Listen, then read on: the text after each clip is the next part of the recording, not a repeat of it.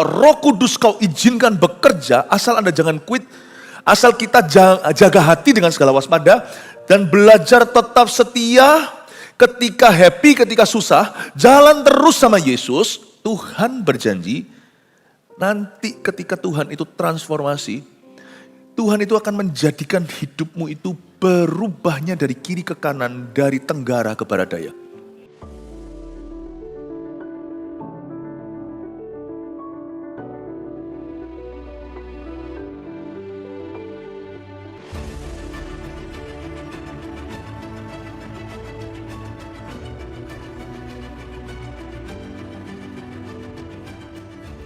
Kau menerima pujian penyembahan kami yang tulus dari hati karena kami punya Allah yang setia. Hidup kami jauh dari sempurna, kami bisa menerima semua berkat-berkat-Mu, semua adalah karena anugerah. Tapi jadikan hidup kami Tuhan Yesus ya, menjadi serupa dengan gambaran-Mu. Tuntun kami terus, jangan Kau lepaskan kami. So kami tahu Engkau datang di dunia ini, Engkau mati bagi kami, Engkau dibangkitkan lagi supaya kami memperoleh hidup. Dan hidup dalam kelimpahannya. Kami mau alami sepenuhnya rencana Bapa. Terima kasih Tuhan, sampaikan sabda-Mu, beritakan firman-Mu lewat lidah bibir mulut hamba-Mu, sembunyikan hamba-Mu di balik salib Yesus, beri kami roh pengertian. Dalam nama Yesus, haleluya, amin. Shalom semuanya, puji Tuhan. Sebelum Anda duduk, bolehkah Anda bisa katakan pada orang-orang sebelahnya, katakan Tuhan hendak memberkatimu. Puji Tuhan, silakan duduk kembali. Hari ini kita belajar dari Yehezkiel 47. Kita mau minum dari air kehidupan. Ada sebuah sungai yang dilihat oleh Nabi di Perjanjian Lama. Sungai itu anehnya dimulai dari rumah Tuhan, dari bait Allah. Persisnya di bawah ambang pintu, berarti di area altar. Kalau gereja modern hari ini ya di depan sini. Atau di tempat mimbar. Segala sesuatu selalu mulai dari hadirat Allah, semua berkat-berkat Allah. Sebab di luar Kristus kita tidak bisa berbuat apa-apa. Outside Christ there is no blessing. Meskipun mungkin sebagian kita bisa punya money. Uang tidak otomatis sebuah berkat. Apapun tanpa Tuhan sia-sia. Menikah dengan gadis idaman atau sebaliknya dengan pria idamannya tidak menjamin apa-apa. Sebab tanpa Tuhan rumah tanggamu akan disia-siakan. Karir yang berhasil, promosi, itu semuanya bukan esensi berkat. Berkat itu pertama-tama dimulai dengan hubungan kita dengan Tuhan. Jadi sepanjang hari ini saya bicara tentang sungai kehidupan, dan sungai ini juga dilihat oleh Rasul Yohanes di Pulau Patmos, di kitab Wahyu.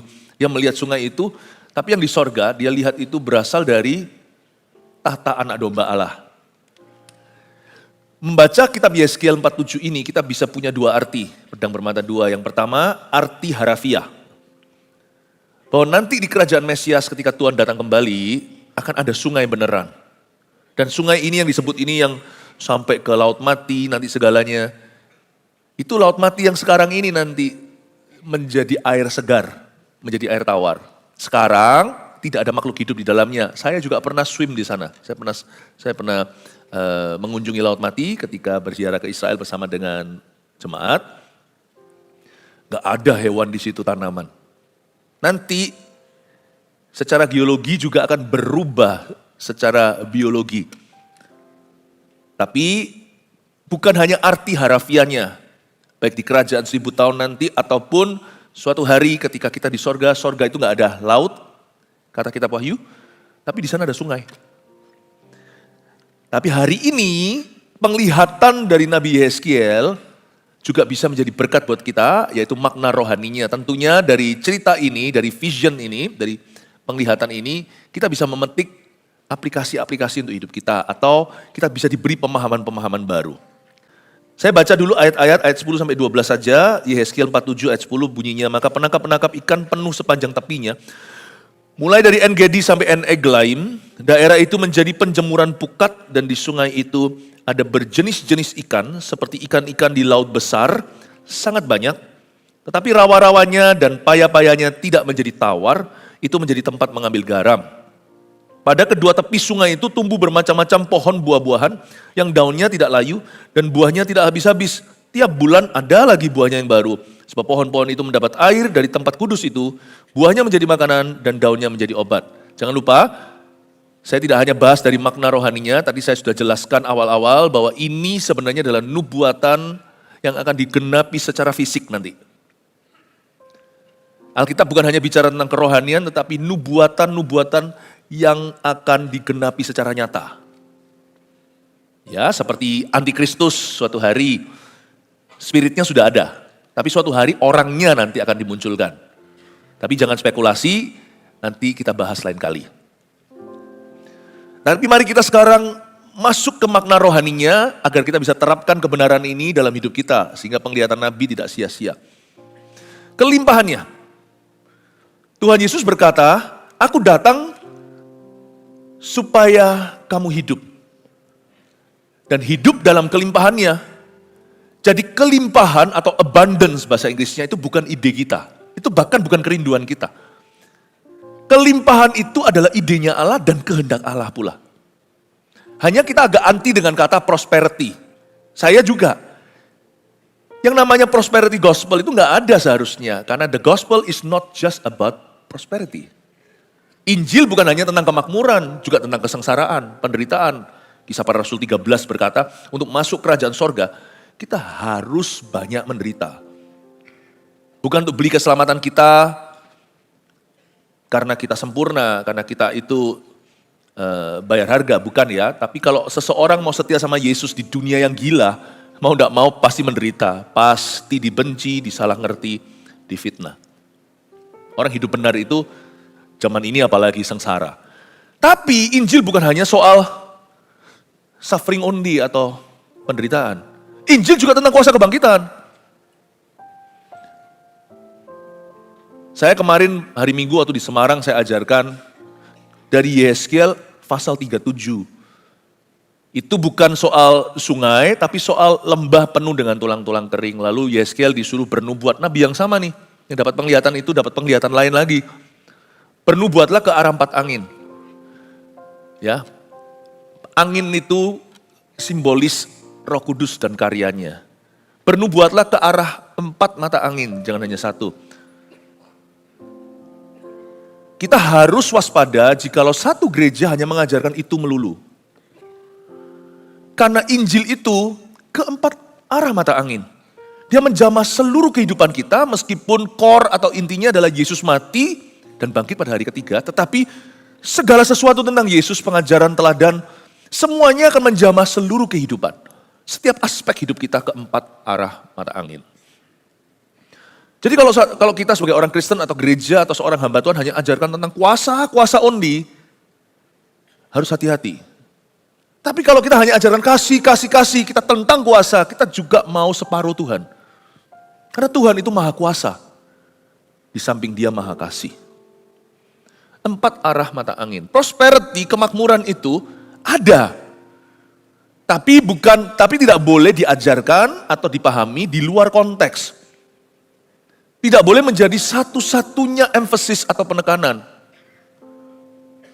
Tuhan itu juga Allah yang memberi berkat. Tapi jangan sampai kita salah paham. Kalau belum diberkati jangan ngamuk sama Tuhan, jangan kecewa. Lalu ngancam nanti ninggalkan Tuhan segalanya. Loh Tuhan tidak berutang budi sama siapa-siapa. Kalau Tuhan memberkati kita itu anugerah, bukan karena kita berhak menerima.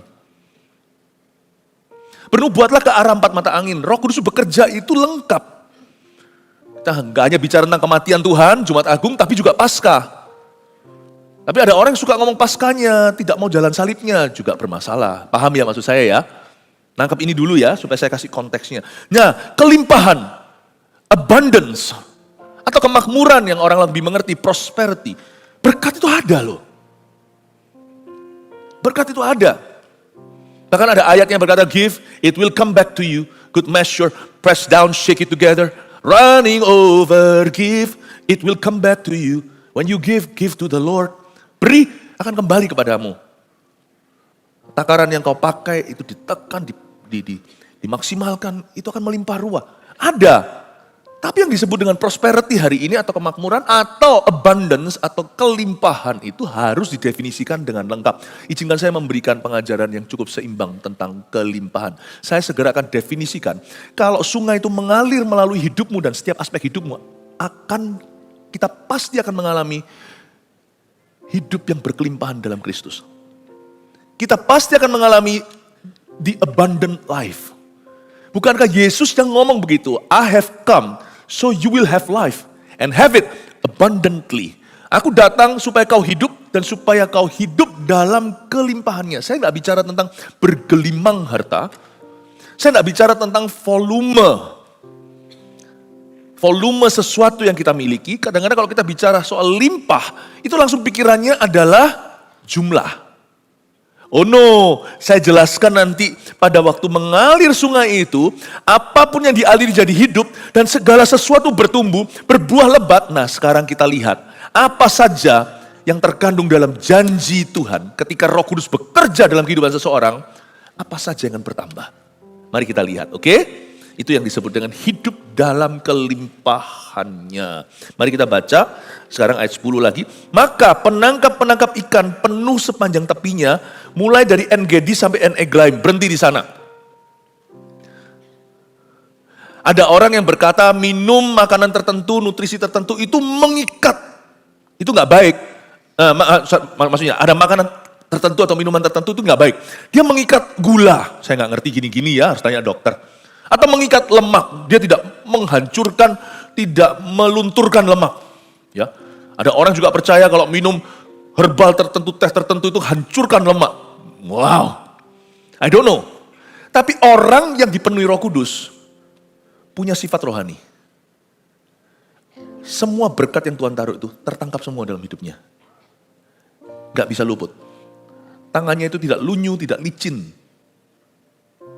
Apa yang Tuhan kirim ke dia, pasti akan melekat. Masalahnya orang itu kalau tidak diberkati Tuhan, sekalipun dia pegang berkat, itu semua akan luput, semuanya akan hilang. Coba lihat ya, kadang-kadang kita pikir, kalau orang itu kita kasih lebih banyak lagi, uang misalnya, pasti nanti dia jadi. Nggak tentu, ada orang dikasih banyak malah judi. Tangannya itu seolah-olah ada olinya. Dikasih apapun itu juga langsung semuanya itu licin, semuanya itu akan terselip dan terselip keluar dari genggaman. You see, berkat itu bukan materi. Berkat itu sifat. Berkat itu hubungan. Makanya Yesus berkata, aku datang dulu, baru kamu akan punya hidup. Setelah kamu hidup, baru hidup dalam berkelimpahan. Tapi orang-orang yang dipenuhi Roh Kudus, orang kalau berjalan dengan Tuhan, orang itu kalau rajin mencari Tuhan, bukan hanya sekedar sewaktu-waktu ketika dia butuh, tapi orang itu membangun hubungannya dengan Kristus. Dia punya satu sifat, dia penangkap ikan. Makanya gak heran murid-murid disebut penjala manusia. Dia menjadi penangkap ikan, bukan pengusir berkat.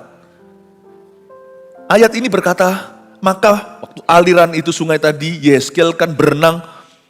Waktu dia menelusuri sungai itu, dia melihat kiri kanan. Dalam penglihatan dari sorga itu, dia melihat banyak penangkap ikan. Orang dunia percaya yang enggak. Kaweannya Tuhan. Kamu gini-gini loh supaya buang apes, atau kamu pasang apa di depan rumahmu supaya tolak semua keapesan itu. Gak ada hubungan, malah ngundang setan. Ya. Bahkan ada yang boro-boro harus pergi cari pesugihan, padahal itu ada tumbalnya, nanti mesti hati-hati. Bedanya timur dan barat adalah di dunia timur percaya superstisi.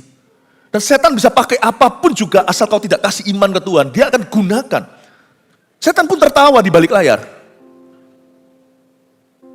Dia mau ciptakan produk apapun saja, asal Anda mau menyelewengkan, asal Anda tidak berada di jalan Tuhan. Karena Tuhan itu hanya satu jalan. Dia ciptakan segala macam jalan lain, asal Anda tidak pegang, Anda tidak hampiri pohon kehidupan. Tapi kalau di dunia barat, lebih percaya diri. I don't believe in God, it's my effort. Usahaku, apa hubungannya sama Tuhan? Si setan bisa pakai berbagai beraneka ragam style atau model. Pokoknya yang penting lu orang jangan datang ke Yesus. Mau jalan ateis, mau jalan superstisi, terserah. Pokoknya jangan Tuhan.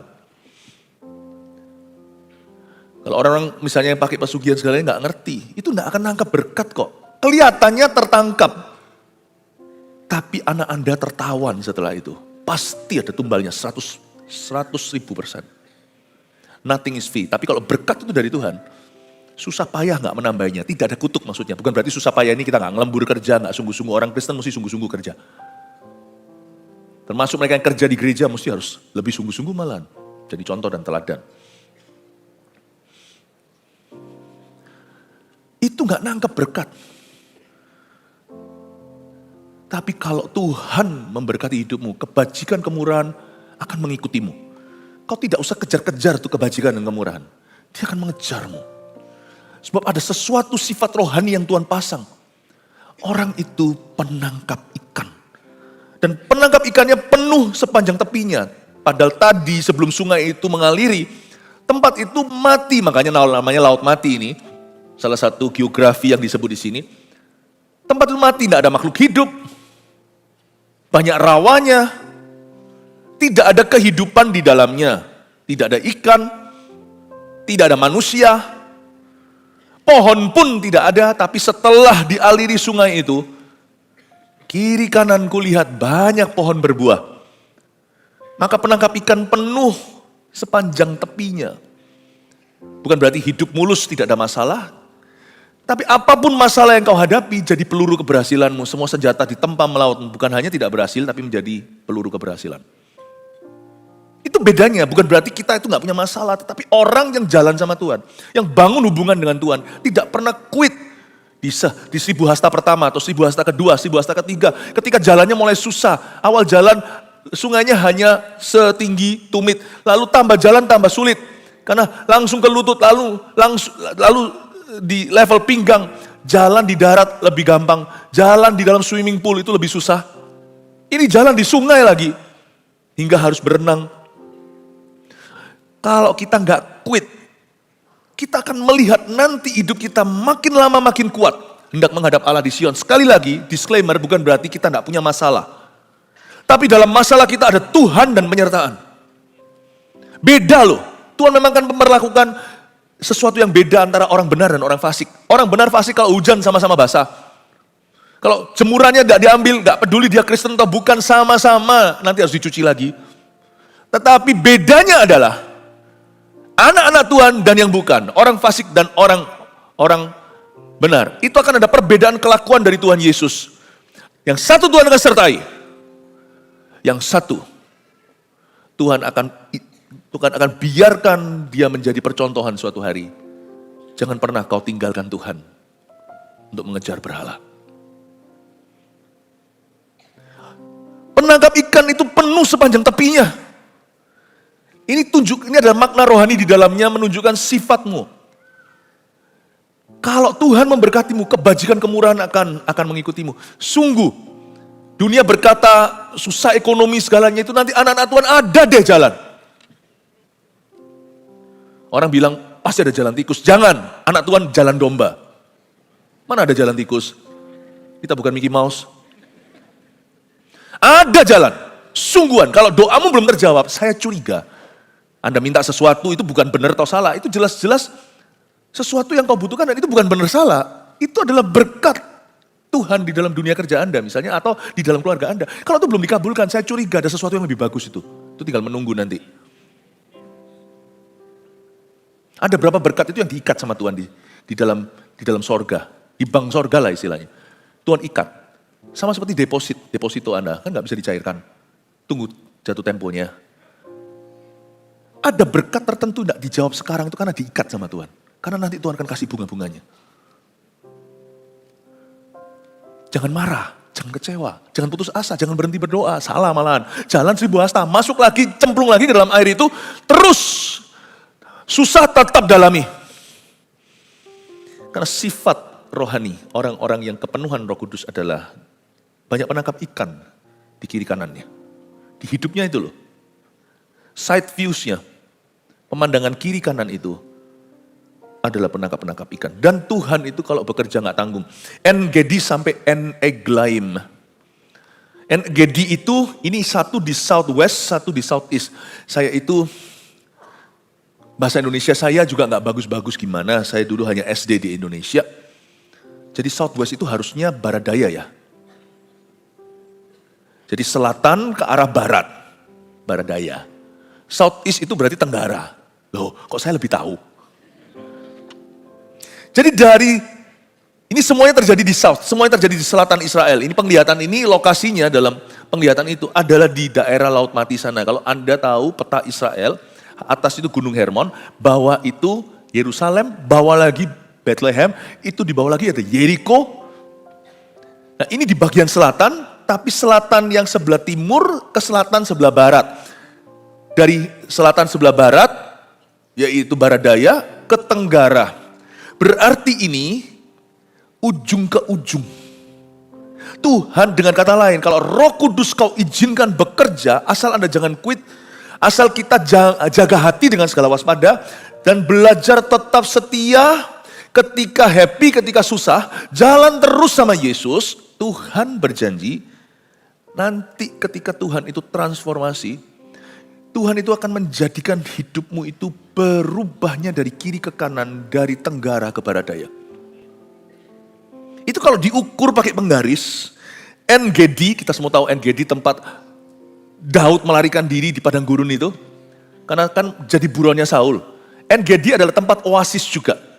Dia bukan Fata Morgana. En-Gedi adalah tempat oasis di mana di tengah-tengah padang gurun itu ada tempat. Saya juga pernah ke En-Gedi. Itu request sih karena biasanya bukan tempat turis, tapi karena waktu itu dikasih akses khusus kita melihat, aduh saya terharu, saya bisa bayangkan di situ. Ya, itu seperti bukit-bukit begitu dan memang agak tinggi. Jadi kalau ada musuh datang itu mereka bisa lari atau mereka bisa lawan. Dan di antara itu ada lekuk-lekukan bukit-bukit tersebut ada the rocks atau batu-batu ya gitu ya. Itu saya dapat cerita, saya sempat lihat nggak ya, saya lupa itu berapa tahun yang lalu. Ada yang namanya kambing-kambing bukit-bukit kambing-kambing yang sangat-sangat kelihatannya kayak kambing biasa, tapi sangat lincah kalau di atas bebatuan. Di situ itu Daud bersembunyi, nyalakan api, mungkin untuk makan siangnya, makan malamnya, mungkin dia cari rabbit, mungkin cari kelinci, cari apa, pokoknya makan seadanya. Saya bisa bayangkan di sana saya berkata, Tuhan, disinilah dulu seorang hamba Tuhan bersembunyi. Difitnah, disalahguna. Saya melihat, wow, di sini dia menulis banyak mazmur. Bagus. Itu bagi saya bermakna, saya lihat, wow. En-Gedi itu tempat persembunyian. Di sebelah situ di padang gurun itu. Dan dia adalah oasis bagi orang yang lari. Sampai En-Eglaim, kalau ditarik penggaris, itu ujung ke ujung kiri kanan Israel, tapi yang sebelah selatan. Wow, Tuhan kalau kerja itu ya, tuntas sampai fondasi. Sampai selatan bawah itu Tuhan itu kerja. Orang itu kalau berubah itu hanya operasi plastik, cuman luarnya. Tengkoraknya, dalamnya gak berubah. Tuhan itu kalau mengubah, sampai ke bawah, sampai ke selatan, sampai tempat yang ditinggalkan, tempat yang diabaikan. Sampai padang pasirmu Tuhan ubah dan itu kiri ke kanan. Tuhan itu mengubahnya dengan kata lain. Ayat ini berkata, Roh Kudus kalau bekerja, totalitas dan tuntas. Makanya itu, kalau Tuhan belum selesai dengan Anda, jangan gampang putus asa, jangan gampang kendor dan mundur. Kenapa kalau Tuhan mau kerjakan sesuatu dalam diriku kok gak mau instan loh kan Tuhan Maha Kuasa. Iya memang Tuhan bisa, tetapi Tuhan bekerja sama dengan kita dan kitanya gak bisa selalu instan. Manusia itu kadang-kadang perlu untuk melalui proses. Pekerjaan Tuhan dalam hidup saya juga melalui proses yang panjang. Saya bertobat itu 92, jadi 34 tahun yang lalu. Kalau saya lihat ya proses hidup saya itu, saya lihat Tuhan bekerja. Ada hal-hal tertentu yang saya rasa kok Tuhan belum jawab ya hari itu. Kenapa kok belum kelar dalam diri saya? Sekarang saya mengerti setelah saya melewati begitu banyak fase episode di hidup saya menoleh dan berkata, Lord, to you belong all wisdom. Segala hikmat itu milik Tuhan. Waktu saya menoleh ke belakang saya berkata, wow Tuhan, Engkau tahu apa yang Engkau kerjakan dalam diriku. Engkau mengerjakan sesuatu yang tuntas dan totalitas. Dan kadang-kadang untuk bisa mencapai sesuatu atau mencapai sesuatu tertentu, 30 tahun lewat. Jangan terburu-buru, jangan tergesa-gesa. Ada berkat yang instan. Ada berkat yang sifatnya mujizat. Tapi ada pula proses ilahi atau divine process in your life. Jangan tergesa-gesa. Kita ini akan hidup selama-lamanya sama Tuhan di sorga. 80 tahun itu tidak ada artinya. Kalau Tuhan memprosesmu, nikmati proses itu. Enak pas Philip ngomong gitu, kita semua juga ikut kena proses Tuhan. Jangan enak-enak atau siapa. Gak ada yang enak di sini kalau diproses sama Allah. Kita sama diproses sama Tuhan. Ya. Waktu kita alami, kita tahu bahwa Tuhan sedang mengerjakan sesuatu yang indah di dalam diri kita. Kenapa kita itu diobok-obok seperti itu? Karena kita maunya anggur baru. Tapi kalau kirbatnya lama, nah, yang lama itu bukan curahan anggurnya. Anggur itu tinggal tercurah begitu saja. Kirbatnya Tuhan ubah itu perlu proses. Tidak sanggupkah Tuhan ubah saya langsung tes gitu aja? Maybe you cannot handle it. Not today. Mungkin kita tidak bisa handle itu hari ini. Karena Tuhan bekerja sama kita. Jadi kalau kita diproses itu untuk kebaikan kita. Tuhan mau hidup kita melimpah ruah. Karena itu harus dibenerin kirbatnya. Kalau Allah memprosesmu hari ini dan terkesan lama, terasa seperti forever, ikuti saja. Jangan mengeluh, tetap percaya, tetap berharap pada Tuhan, tetap setia. Engedi sampai Englaim adalah suatu janji bahwa Allah kita akan tuntas totalitas bekerja dalam hidup kita. Itulah sebabnya yang paling buang waktu adalah orang Kristen yang gini loh, pelayanan, quit. Nanti setelah itu tiba-tiba di tengah-tengah usia krisis parubaya, tiba-tiba ganti ini. Itu kalau orang kuliah bukan parubaya. Orang yang baru saja mentas jadi remaja, tiba-tiba belajar ekonomi semester terakhir ganti manajemen, terus ganti psikologi. Buang waktu my brother. Buang waktu, apalagi itu psikologi, gak jadi dapat S2, gak bisa praktek apa-apa, hanya pengetahuan belaka. Buang waktu, banyak orang juga buang waktu di umur 40, umur 50, quit terus, once a quitter, always a quitter. Bagaimana bisa Tuhan merampungkan prosesnya di hidupmu ketika sakit kita quit? Waktu sakit, waktu kita berat, 1000 hasta lagi kata malaikat kepada Yeskel, masuk lagi, cemplung lagi, basahin lagi, aduh susah, 1000 hasta lagi, bayar harga. Kalau ikut Tuhan demi supaya suatu hari rencananya melimpah, jangan on and off, jangan nyemplung mentas. Gak percaya, ibu-ibu tahu ini, masak nasi tolong dibuka setiap 5 menit. Ada bahasa Ibraninya tadi apa? Versi Surabaya? Gak merai. Gak mari-mari. Kenapa Tuhan gak mari-mari sama Israel 40 tahun? Karena mereka tidak mau dibentuk, gak menurut. Padahal Tuhan seharusnya lebih cepat. Bukan berarti Tuhan lambat. Tapi jadi lamban gara-gara mereka. Jangan dibuka-buka itu rice cookernya. Limpah itu gak bisa dengan on off. Banyak orang tidak berakhir limpah dalam rencana Tuhan. Padahal Tuhan menghendaki, aku datang supaya kamu punya hidup yang berkelimpahan. Nggak jadi. Akhirnya dia pas-pasan selamat waktu mati. Dan itu pun penuh penyesalan dan air mata. Nggak bisa limpah. Jangan on off. Jangan gonta-ganti. Saya selalu ingatkan pada orang-orang yang mau, anak-anak muda. Kalau bisa tuh pacaran itu cuma sekali. Kalau bisa, kalau udah terlambat gimana? Ya sudah lain kali. Yang sekali. Atau yang kali ini. Buang waktu, buang duit. Amin Bapak Ibu Saudara. Saya waktu baca ini ya, Engedi Englaim itu diteguhkan. Oh God, now I know the secret to abundance. Mau tahu? Ada 2 kata. Faithfulness and consistency. Setia. Konsisten. Makanya ada ayatnya di Mazmur. Setialah di negeri, tinggallah di negeri yang tetap setia, kamu akan memilikinya. Kata memiliki itu, you are going to own that land in the most abundant fashion. Kau akan memiliki negeri itu dengan cara yang paling abundant. Susu madu mengalir di situ. Makanya jangan pernah remehkan namanya faithfulness. Karena faithfulness itu dalam hal ini equals Dan kesetiaan itu sama dengan, atau ketekunan sama dengan kelimpahan. Ini yang banyak kita nggak ngerti. Disinilah yang namanya pengajaran Injil kemakmuran doang yang diambil keluar konteks itu tidak healthy, tidak sehat. Karena yang diajarkan di sana bukan hanya yang diajarkan hanya faith, beriman. Jangan lupa dalam kata setia bahasa Inggrisnya faithfulness itu ada kata faith dulu. True faith produces faithfulness. Bukan instan melulu, meskipun itu ada faktornya namanya mujizat, ada faktor yang namanya anugerah kasih karunia yang tidak bisa kau usahakan. Tapi ada satu buah dalam kata iman itu kalau disambung, iman pasti selalu memproduksi kesetiaan dan ketekunan. Setia Bapak Ibu. Kalau Anda tidak tahu mau gimana lagi setia, tetap setia pada firman-Nya, setia pada Tuhan, setia jalan di dalam jalan-jalannya. Itu nggak akan percuma pada akhirnya, percayalah. Itu rahasia limpahnya rencana Bapa. Daerah itu menjadi penjemuran pukat. Dan sungai itu ada berjenis-jenis ikan. Seperti ikan-ikan di laut besar sangat banyak. Coba saya bahas ayat 10 dulu. Daerah itu menjadi penjemuran pukat. Bahkan Tuhan memberkati istirahat atau sabat. Sabat kita diberkati Tuhan. Tempat itu bukan tempat pengangguran. Pada saat tidak difungsikan, sebelah tepi sungai kehidupan itu yang dilalui oleh Yeskiel dalam penglihatan, menjadi tempat penjemuran pukat. Tuhan memberkati tools atau alat-alat memancing itu.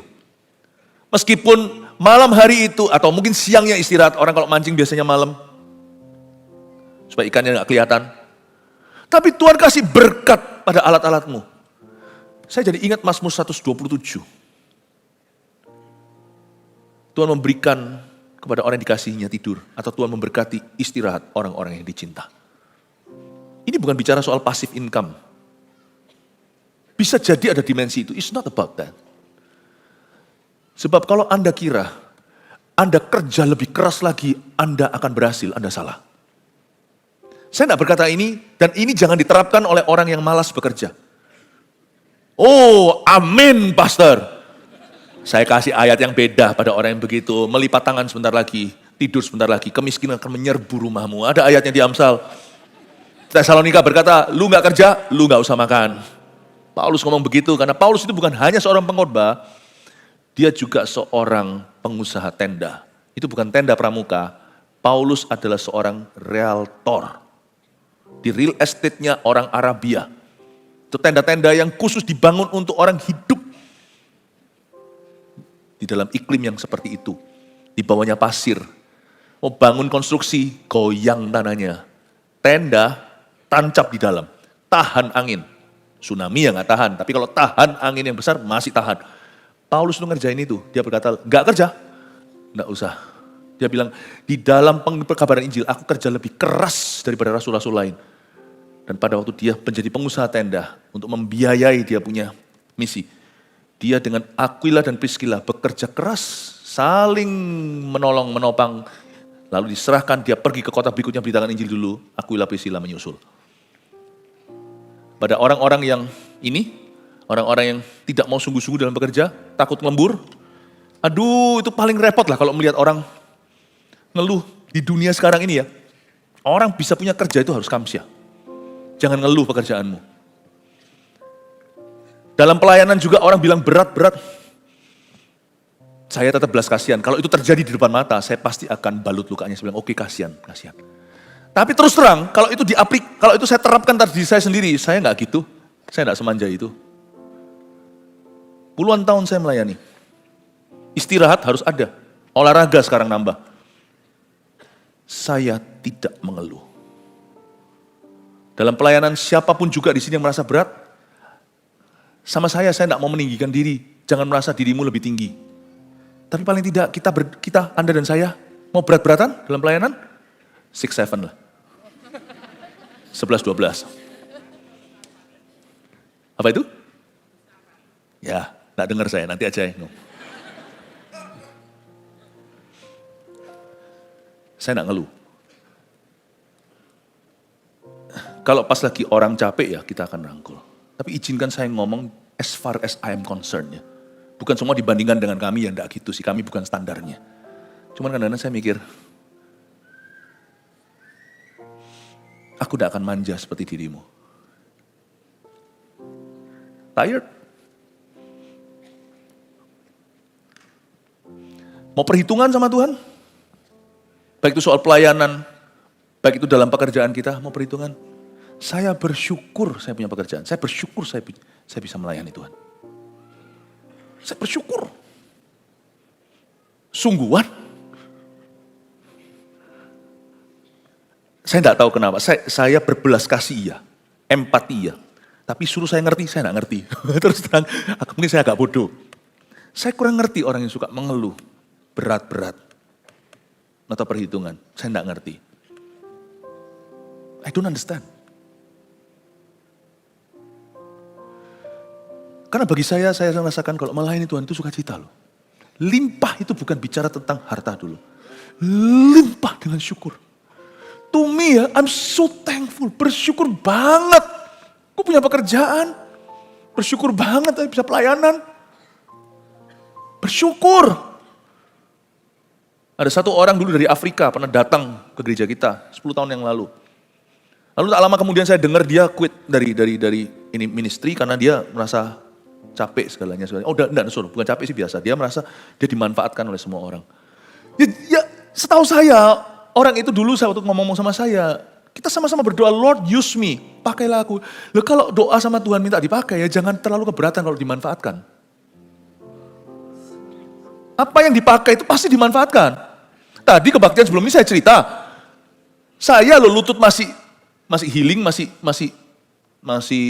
proses penguatan. Setelah zaman dulu saya lutut pernah masalah.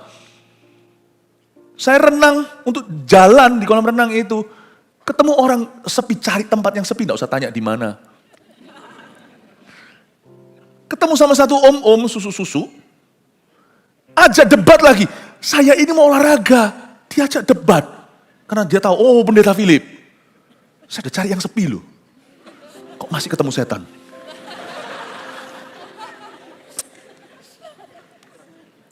Tapi waktu saya diajak debat, saya bersyukur pada Tuhan. Saya nggak ngeluh. Saya nggak kata manfaatkan. Nggak tahu aku lagi olahraga ya. Enggak. Semua interupsi saya welcome. Saya pernah doa ya konsekuen lah. Kalau saya pernah berdoa, Lord use me. Pakai aku ya siap-siap dimanfaatkan. Bukan oleh Tuhan. Oleh yang bukan Tuhan. Saya ngomong sama dia, akhirnya enggak jadi debat. Karena saya bersahabat. Akhirnya orangnya lulu, saya tuntun dia terima Tuhan di kolam renang. Cuman saya belum baptis karena enggak baptis. Dia juga renang, saya juga renang. Nanti lain kali dia bilang aku bukan dibaptis, aku berenang lah. Celaka. Saya ajak aja ke gereja. Saya suruh dia ke gereja GMS, saya enggak tahu orangnya di mana, kalau ada di sini ya. Lalu setelah itu beberapa hari kemudian, saya ulang lagi cerita saya di ibadah sebelumnya. Saya itu olahraga, ganti, saya nggak mau renang lagi. Karena waktu itu diajak foto sekalian, saya nggak mau berenang, nggak pakai jas. Pakai baju. Janganlah, banyak orang minder sama otot saya. Tidak bercanda. Nggak ada otot kok ini ya. Nah, saya pull up. Pas lagi pull up, dengar orang di bawah, Pastor Philip. Saya lihat, siapa? Oh di bawah. Bisa doakan saya, iya tunggu saya turun dulu dong. Teman saya bukan orang Indonesia, pelayanan di Afrika, kasihan hari ini pahit sama orang. Akhirnya juga pelan-pelan dia pahit sama Tuhan. Dia pahit sama orang, dia rasa semua orang manfaatkan aku. Tidak ada orang bisa dipercaya. Semua orang itu mengkhianat, semua orang itu bermuka dua segalanya. Nah kamu mikirnya kayak gitu ngomong sama diabolos terus, ya lama-lama kau gugur lah. Sayang sekali. Jalan Sibu Hasta, tumit kaki. Sibu Hasta, lutut. Sibu lagi, loin atau pinggang. Jalan lagi. Pas susah, pas mau quit. Jalan tambah maju. Kalau kita entertain atau manjakan feeling kita nanti akan mundur ke belakang. Gak jadi lihat sungai. Jangan di-entertain feeling itu. Biasalah. Hidup di dunianya Adam dan Hawa lah orang mengkhianati kita, fitnah kita, salah paham, meninggalkan kita. Biasa, no big deal. Don't cry for me Argentina. Jangan nangis, jangan berkicau, jangan nyanyi. Don't sweat the small stuff in life. Jangan berkeringat untuk perkara kecil. Bagi saya gitu aja.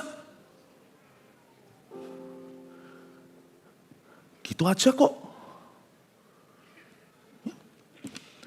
Nggak worth it. Ya, amin Bapak Ibu Saudara. Kok bisa ngomong sejauh itu? Pokoknya Anda ngerti ya maksud saya. Daerah itu menjadi penjemuran pukat. Istirahat kita pun jadi berkat.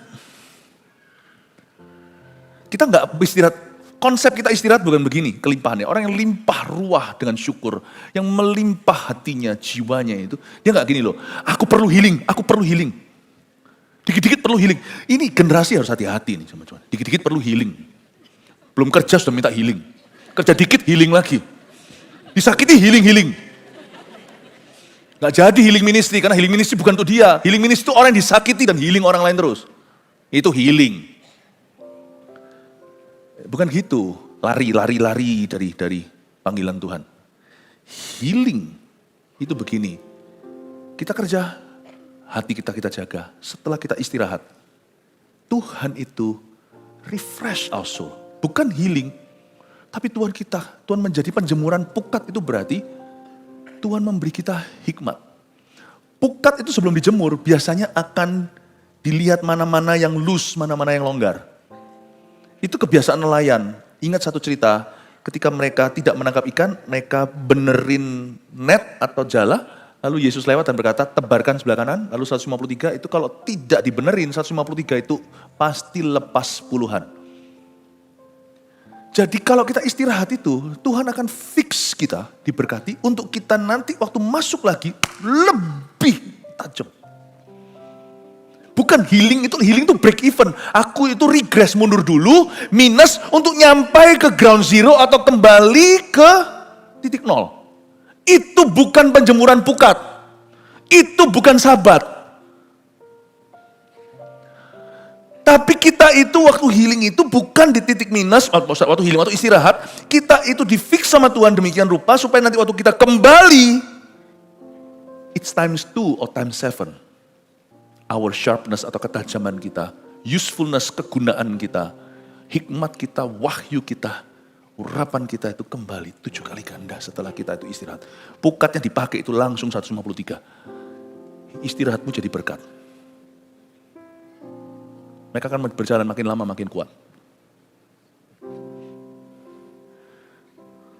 Saya bersyukur saya dikelilingi oleh orang-orang yang sangat bisa mengerti dan mendukung dan mengasihi. Tapi mengasihi, mendukung itu contohnya, 30 sekian tahun melayani Tuhan, saya gak ingat loh, pernah konseling sama sekali, siapa-siapa. Karena jemuran pukat saya itu ada. You see, asal kita tidak biarkan basi, urapan kita lebih dari 1 hari ada sesuatu di dalamnya, ada lalat mati. Pengkhotbah katakan lalat mati, membusukkan urapan. Kalau kita bisa jaga hati sama Tuhan itu ya short term, lebih jangka pendek, bukan long term itu sama Tuhan itu cuman jadi orang Kristen Paskahan atau Natalan. Kalau kita bisa jaga demikian rupa, ritme kita dengan Roh Kudus ya.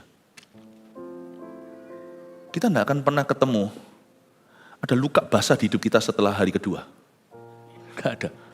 Bukan gak mau, bukan berharap. Saya rasa gak ingat saya pernah konseling dan perlu disembuhkan atau diapa sama siapa-siapa, gak pernah. Atau mungkin karena hidup kami ini terlalu inilah ya, terlalu aman itu ya, atau nggak pernah dilukai orang segalanya. Yang benar aja, semua public figure terutama akan selalu alami double porsi daripada yang dialami orang biasa. Double porsi itu sendiri understatement, itu sudah di-courting. Never. Kalau Anda punya penjemuran pukat, Anda akan self-heal. Heal. Karena your eyes are on the purpose. Mata Anda tertuju ke purpose, tujuan. Amin Bapak Ibu. Itu kelimpahan rohani. Kelimpahan spiritual. Kelimpahan jiwa. Kita gak perlu akhirnya sakit mental. Anehnya, orang yang beban berat, tapi kalau dia di dalam Tuhan kuat, happy ya tuh. Orang yang gak punya beban, tapi numpuk beban sendiri, overthinking namanya. Kerjaan juga gak banyak. Langsung letih lesu dan berbeban berat. Apa ini? Semua rahasianya di sini. Tidak ada penjemuran pukat di hidupnya. Tidak ada. Kalau kita tahu, besok kita harus mancing lagi. Besok kita harus pergi ke tengah lautan lagi. Besok perahu sudah menunggu. Kita harus dapat ikan, seluruh kampung makan. Jiwa kita akan limpah ruah.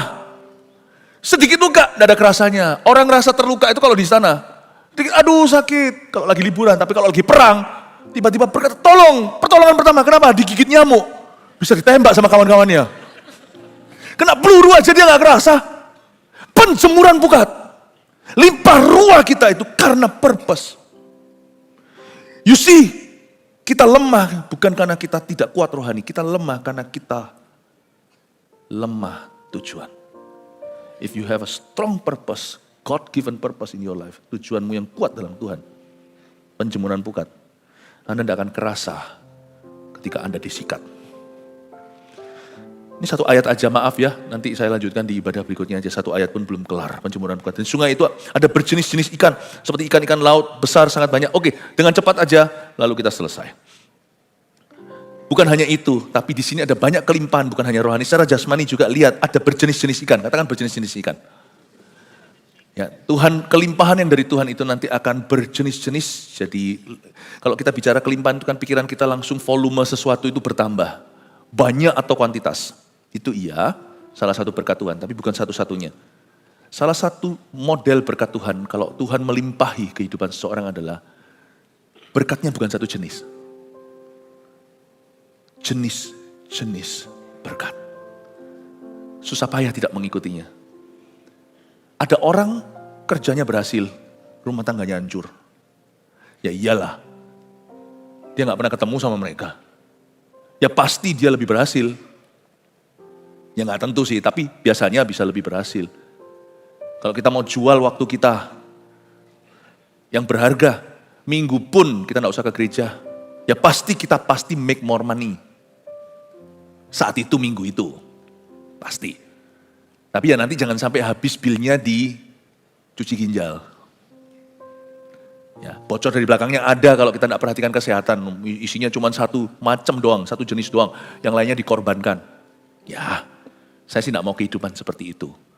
Yang berkat dari Tuhan itu selalu berjenis-jenis dan semua itu diberkati. Pada kedua, lompat aja ayat 12 nanti ayat 11 saya jelaskan. Pada kedua tepi sungai itu tumbuh bermacam-macam pohon buah-buahan yang daunnya tidak layu, buahnya tidak habis. Salah satu yang indah, salah satu bentuk kelimpahan yang Tuhan berikan itu adalah awet muda.